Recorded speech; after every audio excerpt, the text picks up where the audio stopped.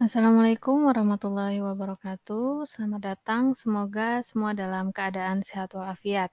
Saya Ayu Firdausi. Pada video kali ini saya akan menerangkan sedikit materi pada mata kuliah Sejarah Desain Interior mengenai modern era yang terjadi pada tahun 1900 hingga 1950. Introduction atau sedikit pengenalan ya. Jadi pada abad ke-19 itu adalah masa perubahan besar dalam peradaban manusia. Terjadi revolusi industri di mana teknologi dan sains itu berkembang dengan cepat dan pesat dan sangat luar biasa gitu ya.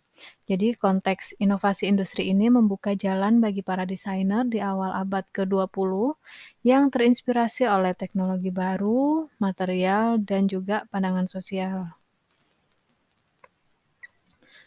Design Through Decades pada tahun itu, yakni ada Art and Craft Movement yang terjadi pada tahun 1900, ada Early Art Deco yang terjadi pada Perang Dunia I pada tahun 1910-an, lalu ada Sekolah Bauhaus ya pada tahun 1920.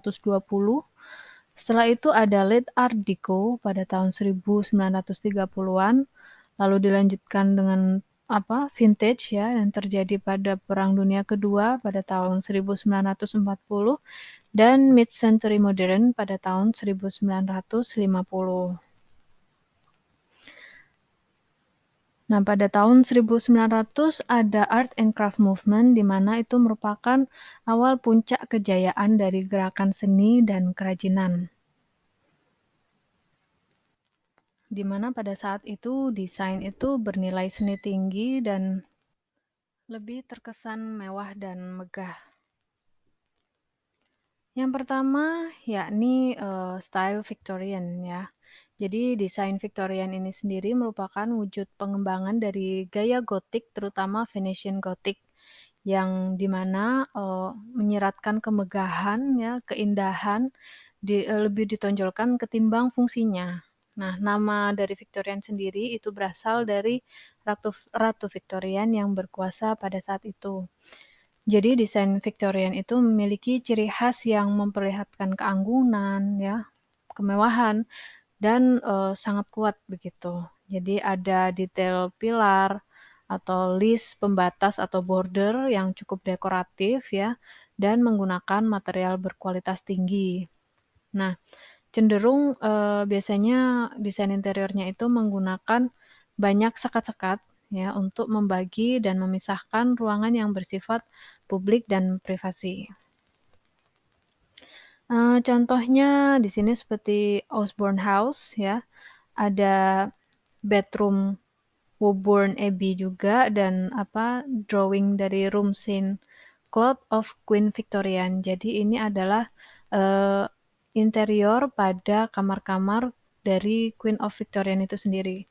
Ya, bisa kita lihat di situ menggambarkan kemewahan gitu ya, dengan material-material yang cukup mahal begitu, cukup terkesan anggun dan mewah. Ada banyak ukiran, warna-warnanya pun merupakan warna-warna yang cukup ngetren pada saat itu ya, dan nggak umum untuk di masyarakat pada umumnya begitu. Selanjutnya ya ini ada Art Nouveau. Ya, jadi Art Nouveau ini sendiri populer di kalangan seniman di kota-kota Eropa. Gayanya itu bersifat ornamental dan terdapat penekanan pada individualisme dan bentuk-bentuk organik yang memberikan keindahan yang cukup ekspresif dan kekuatan visual pada bangunan dan dekorasinya. Jadi ciri khas dari Art Nouveau itu sendiri bentuknya itu plastis begitu ya, bergerak dan dinamis di mana terinspirasi dari lingkungan ataupun alam. Nah, ornamen yang paling sering digunakan adalah patung atau lukisan gadis yang dipadukan dengan bunga ataupun tumbuhan lainnya di sekelilingnya. Contohnya ada Antonio Gaudí ya, Casa Mila La Pedrera pada tahun 1906 hingga 1910 Desainnya itu, sangat plastis ya di sini, terlihat dari bentukan kusennya maupun selingnya itu, tidak memakai bentukan geometris, ya, jadi terlihat bergerak seperti ini. Selanjutnya, pada Art and Craft Movement ada Glasgow, ya, di mana Glasgow ini sendiri merupakan kota terbesar di Skotlandia yang, mendirikan sekolah seni, di mana sekolah itu menyumbangkan pencerahan desain pada perkembangannya.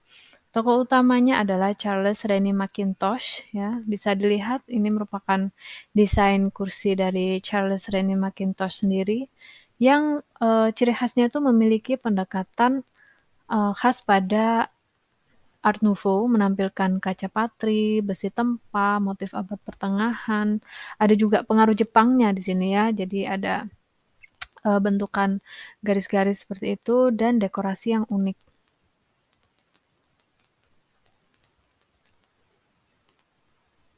Nah, di sini ada, The Glasgow School of Art sendiri ya, jadi, desain dari Mackintosh Building of Glasgow School Art atau GSA yang bisa kalian lihat di sini itu, ada pengaruh dari bentukan, apa ya, Jepang begitu ya, nuansa Jepang dari garis-garisnya yang, apa ini, repetitif seperti itu, lalu ada kolom penyangganya ini terbuat dari kayu dan lain sebagainya. Oke, next kita lanjut ke tahun 1910, yakni Early Art Deco pada Perang Dunia Pertama. Pada tahun ini menurut Spark 1986 merupakan babak peralihan faham antara Art Nouveau ke modernisme. Jadi kerap kali disebut dengan babak proto-modernism. Pada Early Art Deco, gaya hias yang lahir pada saat Perang Dunia Pertama banyak diterapkan pada berbagai bidang. Gaya Art Deco menggambarkan maskulinitas dengan garis-garis yang tegas. Jadi ciri khasnya itu mengambil namanya dari seni dekorasi, gaya tersebut menekankan bentuk dan ornamen geometris dan garis lurus yang mempresentasikan kemewahan. Jadi pada Art Deco itu, masih ada pengaruh dari Art Nouveau ya, ada bentukan plastis tapi juga ada garis-garis tegas ya, yang, dipadu-padankan di mana Art Nouveau-nya itu mungkin punya pengaruh yang tidak terlalu dominan daripada, Art Deco-nya itu sendiri atau garis-garis itu sendiri di dalam satu, interior bangunannya gitu ya. Contohnya seperti train station Ylösaarinen di Helsinki yang dibangun pada tahun 1904 hingga 1914 ya. Jadi bisa dilihat di sini seperti yang sudah saya sebutkan tadi, masih ada bentukan lengkung-lengkung dari, pengaruh Art Nouveau tapi memang tidak seplastis Art Nouveau gitu. Selanjutnya ada early industrial. Jadi akibat Perang Dunia I pada tahun ini banyak industri antara lain perusahaan manufaktur kendaraan, persenjataan, dan elektronik didirikan. Nah, elemen interior huniannya menjadi lebih sederhana, praktis, fungsional, dan materialnya menggunakan material yang kuat atau tahan lama gitu ya. Jadi, umumnya biasanya banyak yang mengenal style ini dengan, style kolonial. Jadi ciri khasnya itu, menggunakan besi sebagai struktur, alat dan material bahan baku produk ya, jadi seperti untuk tralis dan kaki-kaki meja seperti itu. Nah, bangunan dan furniturnya sendiri itu menggunakan, material beberapa ya, menggunakan material expose dan masih ada pengaruh dari gaya Art Deco, terlihat dari dalam suasana interior pabrik, kantor, dan interior, huniannya. Jadi, seperti ini ya, The Holt Caterpillar Co. Factory di East Peoria, Illinois pada tahun 1910. Jadi, ini merupakan kantor telegraf di Center of Yangon. ya. Jadi di sini ada sedikit pengaruh, eee, apa itu namanya, industrial tapi masih, apa ya istilahnya, enggak Art Deco sebelumnya. Maksudnya memang, pengaruh Art Deco-nya itu lebih ke garis-garis ya, jadi bukan lengkung-lengkung lagi. Di sini, menggunakan material ataupun, perpaduan yang lebih minimalis karena lebih, diutamakan fungsional, karena pada saat Perang Dunia Pertama memang, ekonominya susah begitu ya, jadi mereka lebih memikirkan bentuk bangunan ataupun hunian interior rumahnya itu lebih sederhana dan praktis, dan tahan lama, gitu. Selanjutnya pada tahun 1920, yakni Bauhaus, Art Deco, terus mendominasi sebagian besar bidang desain lainnya. Jadi, nggak hanya di interior design ya, dia juga di segala bidang seni dan desain lainnya seperti, desain komunikasi visual, arsitektur, dan lain-lain, dan fashion bahkan ya. Jadi memberikan inspirasi baru bagi seniman dan desainer. Yang pertama, banyak yang sudah tahu ya, ada The Stilts atau Stilts yang apa itu namanya, eee, adalah sebuah tonggak, tiang, atau penyokong. Jadi stilts itu tadi artinya tonggak, tiang, atau penyokong begitu ya. Garis-garis itu mewujudkan kesederhanaan, abstraksi, dan keuniversalan dengan mengurangi campur tangan bentuk dan kekayaan warna semaksimal mungkin.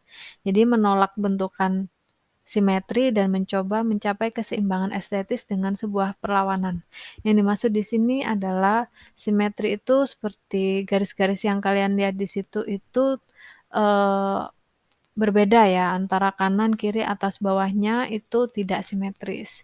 Jadi repetitifnya ataupun komposisinya itu dia tidak simetris, tapi berusaha memaksimalkan sehingga meskipun tidak simetris itu terlihat seimbang, gitu ya.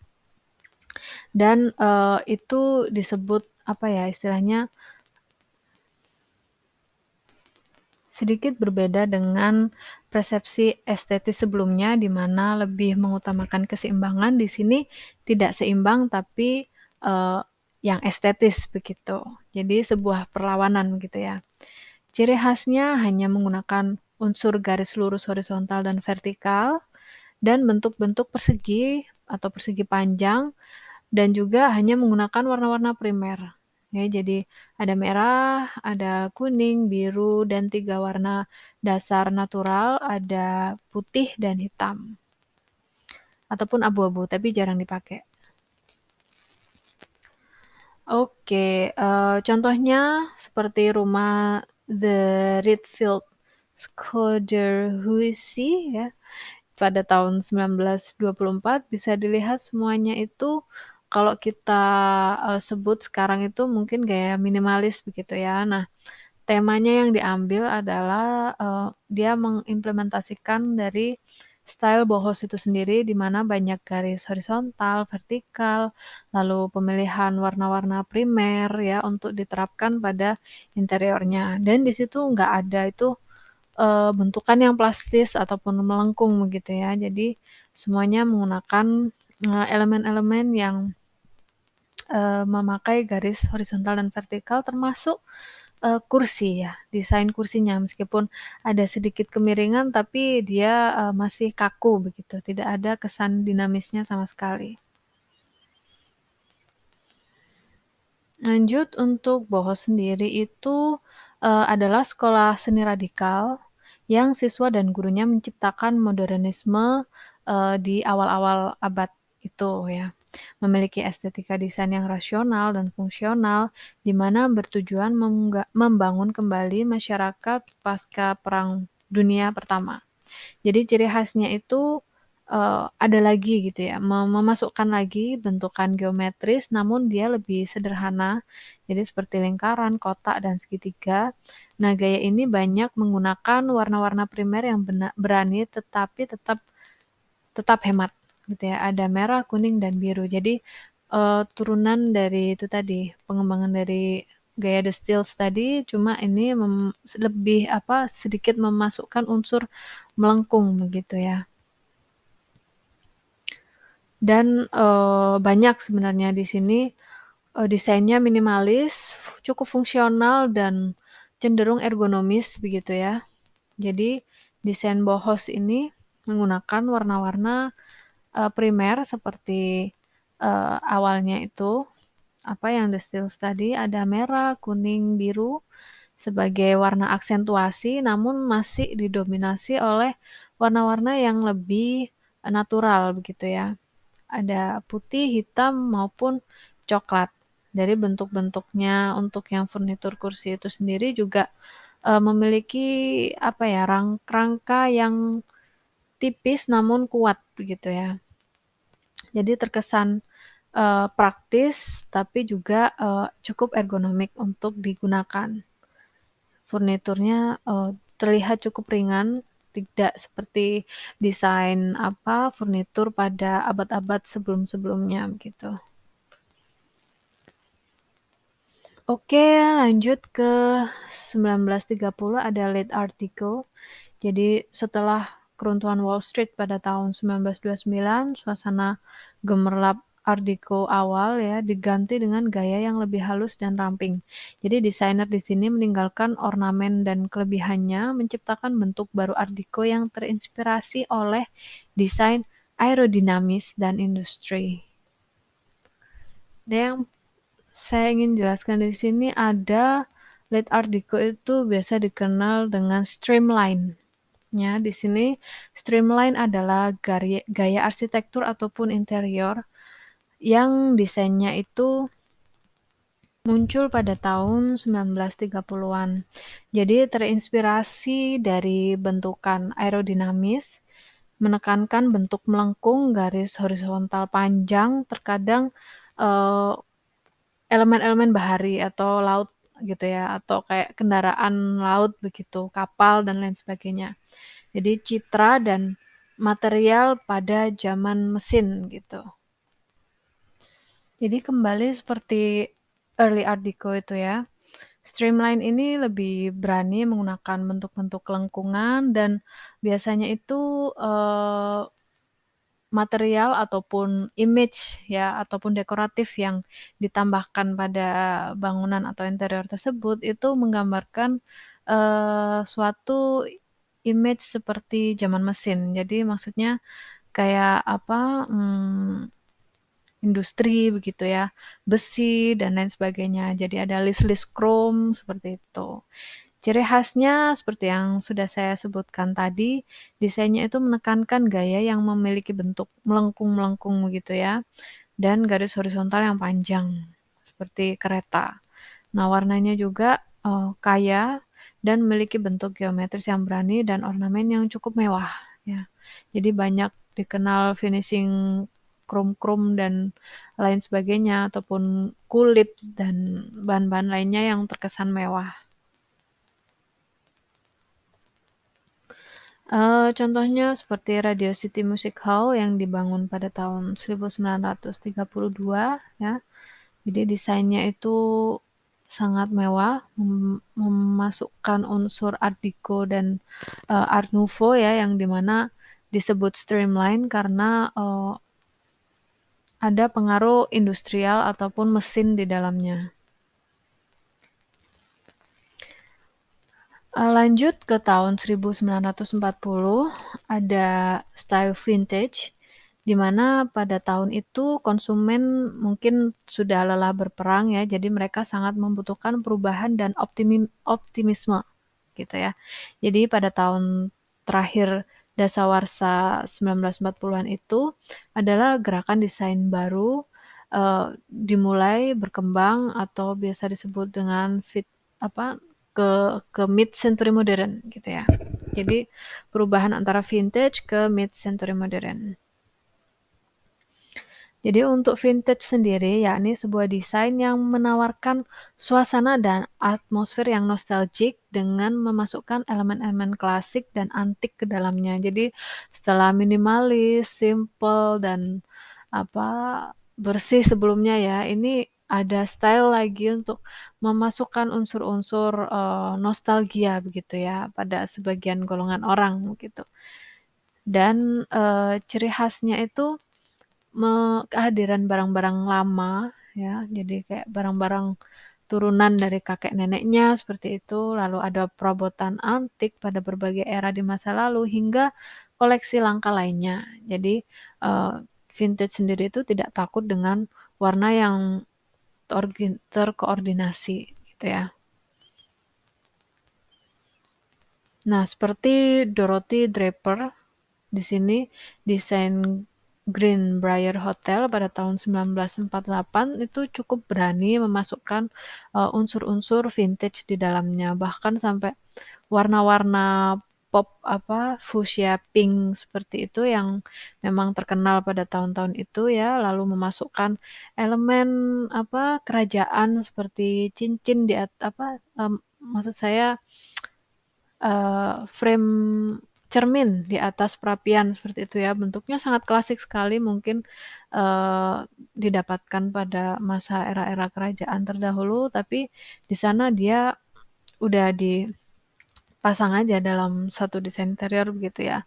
Dengan dipadu-padankan dengan dinding yang cukup minimalis ya, nggak ada ornamen, warna hijau zamrud seperti itu. Jadi, cukup kontras dengan warna, apa ini namanya, frame-nya yang emas gitu ya. Dan juga ada, pemakaian lantai tiles seperti catur itu ya, itu, eee muncul pada tahun-tahun 1940-an ini, gitu. Jadi, desainer pada saat itu sangat berani sekali untuk memadupadankan unsur yang nostalgic dengan modern, ya. Dan ini memberikan suatu semangat gitu ya, setelah Perang Dunia Kedua terjadi. Selanjutnya ada eklektik, ya, di mana disebut eklektikos dalam bahasa Yunani atau eklegein dalam bahasa Prancis yang berarti memilih.